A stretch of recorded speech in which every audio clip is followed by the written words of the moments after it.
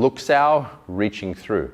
So the last exercise we were looking at, from our Luxao shapes, I'm kind of stepping forward with the whole Luxao shapes, right? I'm kind of just putting pressure on him with my circular shapes, with my Luxao. But now what I want you to do is start actually reaching through. Now this is just so you can start to let the natural defensive mechanisms work. So for example, as I go to reach through to Carlson, you'll see how his Fuxao hand rolls my hand down and away. As I reach through with this hand, the Bongsao rolls away.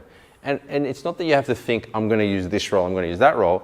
You maintain your focus forward and you allow the shapes to spin according to the incoming pressure. So I keep my Luxao shapes focused at Carlson, and then as he goes to reach through towards me, he reaches his hand through, okay, there you go, Wusao happened. Yeah, and then as we keep rolling, he reaches through, he keeps reaching through different times. Okay, so this rolled off to the side, and this came out to like an outside Tansao. So you can see I protected my center, and I gave myself an advantage here. Yeah?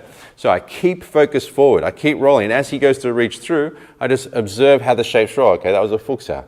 Put him across my center. Okay, good, now I've got an advantage, right? So, now, you right? Yep. Yeah? So, you got a bit of, Carson's got a bit of gout in his foot, so. And he didn't have to mention that. Well, you did, you mentioned when you came in.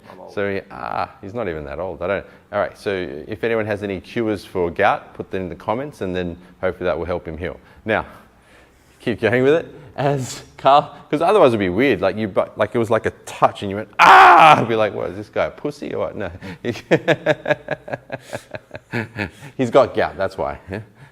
All right. So as Carlson reaches through, I keep my focus on him, and so keep reaching through left side, right side, and I let the shapes just roll off. I maintain my focus on Carlson, and I let the shapes roll off. I let them roll off. I let them roll off. Then we take turns. Now I go to reach through to Carlson, it rolls off. I go to reach through, it rolls off. And it's just, you can start off with a gentle form of pressure, just reaching through and letting your partner practice the actual Luxao and Qisao shapes under a gentle form of pressure. So you'll see he starts to naturally utilize the shapes to spin off and redirect my pressure. Now what should Carlson be thinking about?